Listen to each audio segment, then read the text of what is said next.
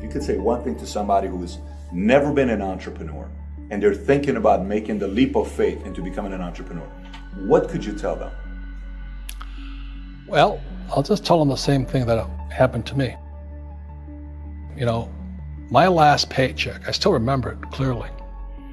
It was one of the worst and the best days of my life. And I was in Puerto Rico.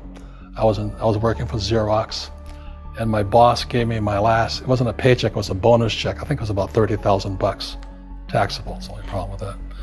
So I got this check and I went, holy mackerel. You know what I mean? So I was excited, but I was also disturbed. And so this other guy comes up to me, his name was John, and John says to me, he says, you're gonna be back. I said, why? He says, because you're gonna fail. I looked at him and said, look, few expletive words, because that's what he did. He left Xerox, failed, and he came back. And I said, look,